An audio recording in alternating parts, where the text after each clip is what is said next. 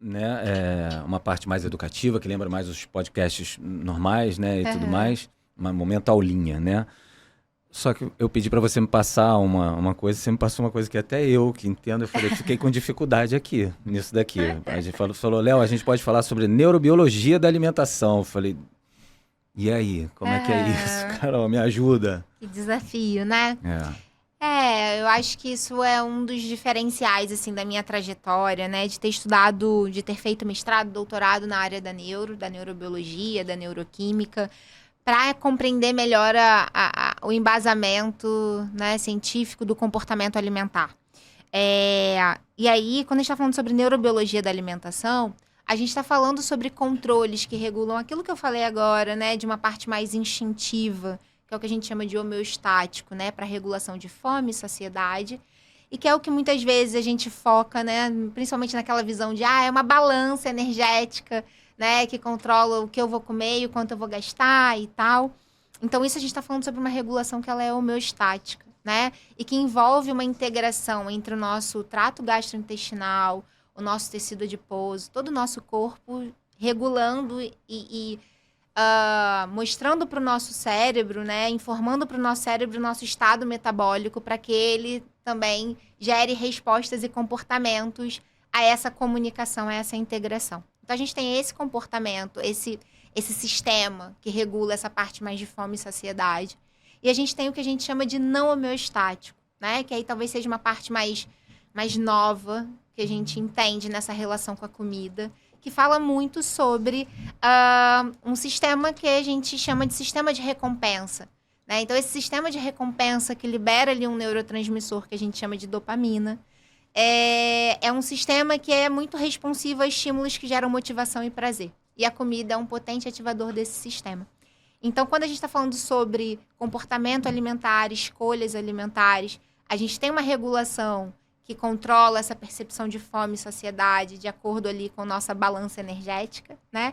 Mas a gente sabe que a gente tem um outro sistema que muitas vezes pode se sobrepor a isso, que é esse sistema não homeostático. Por isso que a gente não come dopaminérgico. dopaminérgico, E por isso que a gente não come só para dar conta das nossas necessidades energéticas e nutricionais. Então, é muito comum as pessoas falarem, mas sempre tem espaço para uma sobremesa, para um docinho, mesmo eu estando satisfeita, saciada. Sim, vai ter, né? Porque a gente tem essa outra regulação. E aí a gente precisa estar muito atento e conhecer esses sistemas, né, no nosso dia a dia de uma forma mais intuitiva, para que a gente possa, de fato, tomar boas escolhas, né? Escolhas conscientes em relação à alimentação. Senão, isso começa a entrar num desequilíbrio e aí a gente começa a ter impactos na nossa saúde. Independente de ganhar peso ou não, isso pode começar a impactar a nossa saúde, né? Isso é algo comum que você vê no seu trabalho. Sim, sim. E aí eu acho que faz parte também do nosso trabalho trazer essa consciência, trabalhar com essa parte mais intuitiva do comer, né? E aí por isso que eu venho falando tanto sobre a importância da experiência, né? De ter experiências, de trazer para o campo do sentir, né? Ao invés de ficar naquela cognição de regras, de dietas rígidas prescritivas, né? Então, eu acho que vem muito mais para o campo da experiência. E aí o cérebro, ele tem a possibilidade de aprender novos estímulos, novas percepções. E aí a nossa relação com a comida, ela vai ficando de uma mais organizada, mais equilibrada também, né? Entendi. Viu? Não Pera, foi tão difícil assim. mas eu tava aqui pensando justamente nisso. Eu entendi, porque eu também lido, trabalho, estudo, né, com essa área, mas eu não sei se agora a galera, o pessoal que vai estar vendo, vai entender exatamente tudo que foi colocado aqui. Né? Eu não sei se a gente consegue, de repente, colocar de uma forma mais simplista para o leigo mesmo entender o que a gente quis dizer exatamente com isso. Né? Eu acho que, por mim, por exemplo, o que eu vejo, eu às vezes dou de exemplo para minha mãe, Aham. que estava, né, não tá muito bem de saúde, e aí ela vai para sala, cozinha, assim, já chegando assim, o que tem de gostoso que comer? Ou seja, a dopamina está ali o tempo inteiro prevalecendo nas Sim. escolhas. O que tem de gostoso? Tem de gostoso, só que ela está necessitando de comer saudável, não para comer só saudável, até porque eu também não sou, né, não acho isso. O saudável envolve outras coisas, né?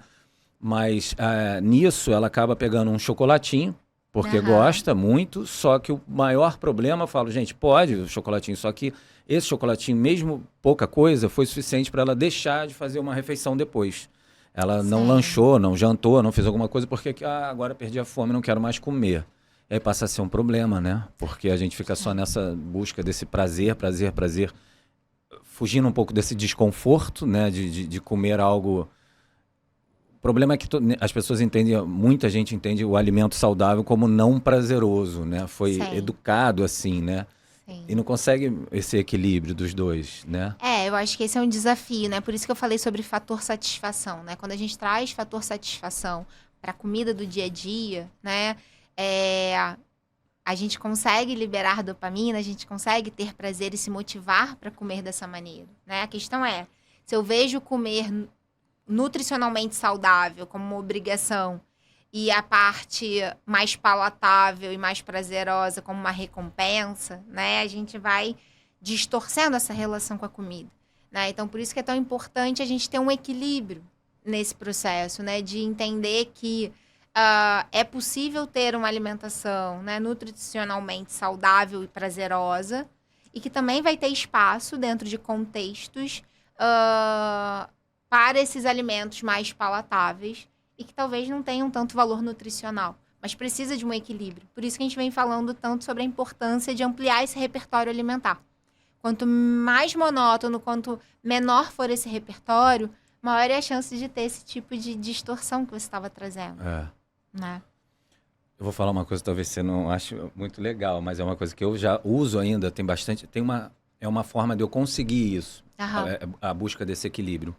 Eu uso aquele regra do 80-20, de muita gente que consome. A ideia seria consumir 80% de alimentos considerados saudáveis, mas eu explico bem o que é considerado, o que é saudável, o que não é, isso é muito relativo. Eu dou exemplo de maçã e chocolate, falando que às vezes o Nutri fala, não, você para de comer o chocolate que não é saudável, come a maçã. Só que você tem determinados momentos que o saudável vai ser o chocolate, né? Que você está ali acostumada com chocolate, mas agora eu estou na dieta, tem que ser a maçã. E aí você vai e come o chocolate, come a maçã e querendo o chocolate, já fica com raiva ou estressado só por causa disso. E você já está estressado, o chocolate às vezes ele entra para dar aquela acalmada mesmo, né, com a serotoninazinha ali, dopamina também. E aí a pessoa come chocolate, come a maçã, não come chocolate, fica mais estressada, piora esse quadro, né? Então eu falo, às vezes o chocolate pode ser saudável emocionalmente, né? Mentalmente, emocionalmente falando, mais até do que a maçã. Sim. Me perdi no que eu estava querendo dizer sobre isso aqui agora. Você estava falando do 80-20, né? Então eu consegui, usando essa regra, eu falei, gente, se você conseguir ter 80% de comidas mais feitas pelo Criador, né? Que não foi pelo homem, que veio de uma planta, de uma árvore, né, da terra, raiz, e uns 20% do que veio da indústria, do homem, de repente você consegue começar a equilibrar. Porque muita gente que vem para mim está no contrário. É 80% a 90%, né, de comida industrializada.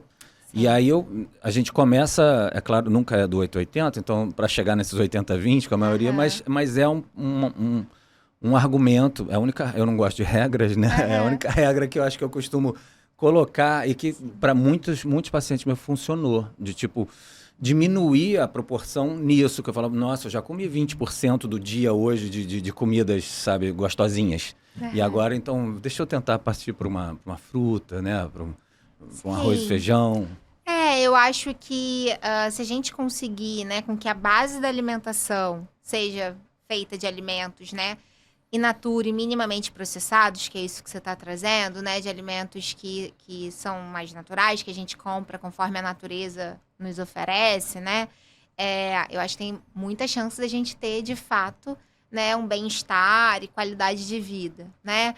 Uma coisa que eu acho que é interessante disso que você está trazendo também muitas vezes a pessoa escolhe a maçã querendo comer o chocolate e aquilo vai gerando mais ansiedade, mais estresse, como você falou, e no final ela come a maçã, o chocolate, o bolo. 2 vezes o chocolate que comeria, né? Exatamente, né? Então, às vezes, né, é importante entender qual é essa necessidade para poder honrar essa escolha, entender que às vezes vai fazer sentido comer o chocolate, né? E aí se eu como de forma presente, atenta, consciente, provavelmente eu vou conseguir regular melhor a quantidade e aquilo vai ser suficiente. Eu não vou ficar pensando o dia inteiro que eu comi a maçã querendo comer o chocolate, chegar no final do dia, no auge do meu estresse, do cansaço do dia, e comer muito mais chocolate, por exemplo, ou outros doces, do que eu comeria naquele momento se eu pudesse ter me dado aquela experiência de um comer atento consciente do chocolate, por exemplo.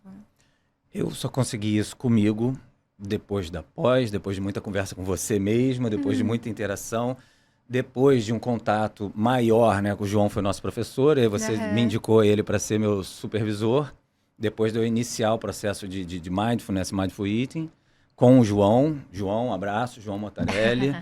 E aí foi assim que eu comecei a me perceber comendo, porque eu também não era muito desses, não. Quer dizer, às vezes com uma coisa ou outra fazia de forma natural, mas perceber mesmo foi só depois de buscar isso, essa interiorização. Eu acho que é um processo mesmo, né, Léo? Eu acho que o mindfulness, né, que é a atenção plena, né, estar atento ao presente, né, focado no que você está fazendo no presente, é um grande desafio, ainda mais no momento, no contexto que a gente vive, que é tudo tão acelerado, que tem tantos estímulos fora, né? Então, eu acho que é uma prática que talvez até através da alimentação isso possa reverberar em outras áreas da nossa vida, né? Então, acho que é uma prática muito potente de qualidade de vida e de melhora de relação com a comida, né? E tem uma escritora americana que eu gosto muito, que é a Glennon Roth, que ela fala, né, que pra gente ter qualidade de vida e ter um peso que faça sentido pra gente e tal, primeiro é importante a gente cuidar do que é não visto, né? Então, se entender, cuidar, né? Ter autoconhecimento para poder se autorregular. Eu acho que se a gente começa a entender como é que a gente funciona e realmente ser os nossos maiores experts, a gente tem grande chance de gostar e de cuidar do de fora. A gente está numa cultura que fala muito sobre o fora, né? Sobre a exposição, a objetificação. Então, muitas vezes a gente faz o movimento inverso. E é aí que bagunça, né? Mas só para conseguir perceber isso, acho que só com ajuda mesmo. É um processo, né? Então, e aí que eu acho que é a beleza, né, da nutrição e de outras áreas da saúde que se integram, né, nesse processo de qualidade de vida. A gente está num lugar muito preventivo, né? Só que muitas vezes as pessoas só procuram a gente, ou só entendem a importância da nutrição quando precisa de algo curativo, de um tratamento, né? Então, eu acho que também é uma das minhas metas, dos meus desejos, é mostrar que o nutricionista ele é um profissional de promoção da saúde, né? E não de tratamento. E aí, se a gente conseguir esse lugar, essa valorização, eu acho que a gente tem uma contribuição aí social muito grande, né? Eu tô junto nessa luta. Sim, que bom.